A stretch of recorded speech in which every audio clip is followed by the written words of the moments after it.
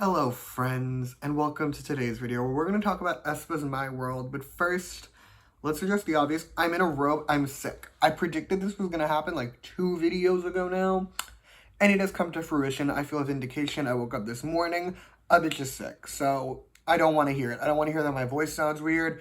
I don't want to hear that I'm in a robe. I don't want to hear it. Anyway, just to go over this is going to work, I'm going to run through the track list, give you my thoughts on each song, and then give the album a score out of 10 at the end. However, I do have some disclaimers before we get started. Disclaimer number 1, I want to get this done quickly as possible because I want to get back in bed. Disclaimer number 2, I have heard this album once so far, so my opinions on the songs have very much may change over time. Disclaimer number 3, as I say in all my videos, these are just opinions. You do not have to agree with my opinions because, as the mug says, music is subjective and that is great.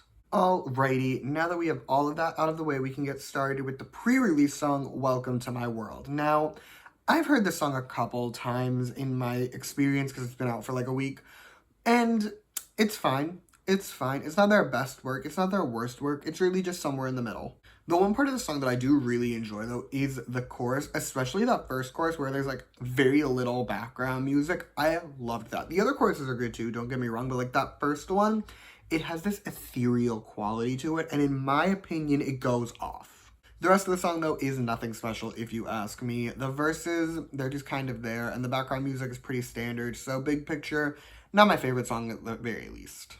On to the next song, which is also the title track, Miss Spicy, and I get the vision, I understand what they were going for, and it is quintessentially aespa.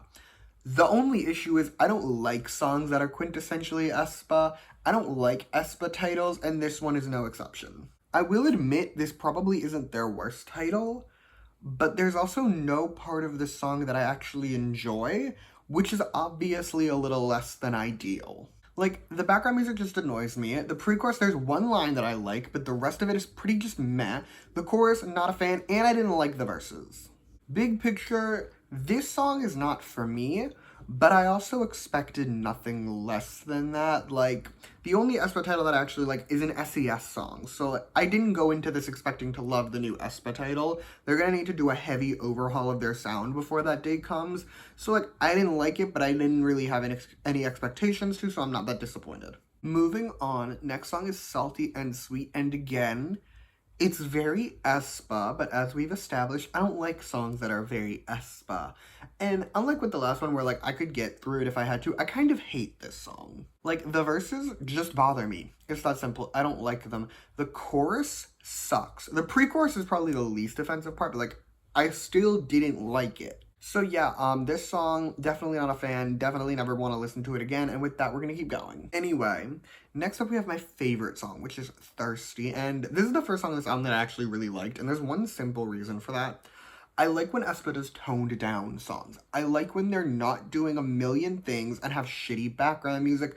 I like when they just do one thing, it's really nice, it's really chill, and that's what the song is. And this song is great. I will lay back and vibe to this song for probably a good hour before I got sick of it, and I'll take that any day over aespa's pop because I don't trust aespa to do pop. We have reached the penultimate song, which is I'm Unhappy, and this is another toned down song, which definitely has points in its favor, but it has this, like, minorly TikTok-esque element to it that I do have to hate on principle. That said, I do actually enjoy this song. Unlike with Thirsty, I don't think this is a song that I will vibe to in the same way, but I do think if I just, like, put it on while I'm making dinner and let it play in the background, it'll be a bit of a moment.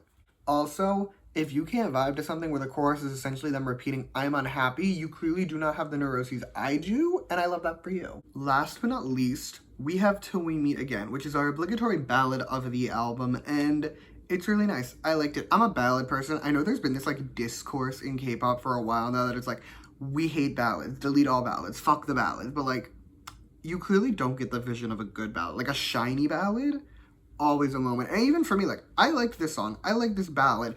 The background music is pretty, the chorus is gorgeous, and the vocals are slaying. However, my ballad caveat does remain. Like, if you are one of the people who doesn't like ballads, you're not gonna like this song. This is a ballad.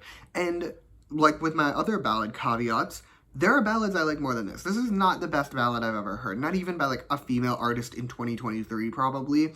Like, there's ballads I like more than this that I would prefer to listen to over this one. So, like, while I do enjoy this, I'm probably not going to listen to it all that often. That said, last thing I promise. I saw this performed at their concert, which brings me to an issue I have with this song. This song, perfect closer. However, they didn't use this to close the concert. They had I See You done after this. And while I love I See You, like, I don't get why they didn't make this the closing song in their concert. It doesn't make sense to me. Like, this closing out a concert would have been an absolute moment, but whatever. It's fine. They don't have the visions I do. Anyway, it's score time. And overall, I'm going to give this album an 8.2 out of 10. I didn't really like the first half, but the second half, while I did enjoy it a lot more, I didn't love any song. Like, this is the first aespa album that doesn't have any songs getting added to the Apple Music. So yeah, 8.2 out of 10. And that is all I have for you today. Thank you so much for watching. Feel free to comment your thoughts on this album down below. Let me know what you think. Let me know what your favorite song is. You can also like and subscribe if you want to or don't. I will be okay either way. And if you want to hear more from me, you can follow me on Twitter at @reviews. I'll link that in the description along with any other aespa review that I've done. So you can check all that out if you so choose. But yeah, thank you again for watching. Bye!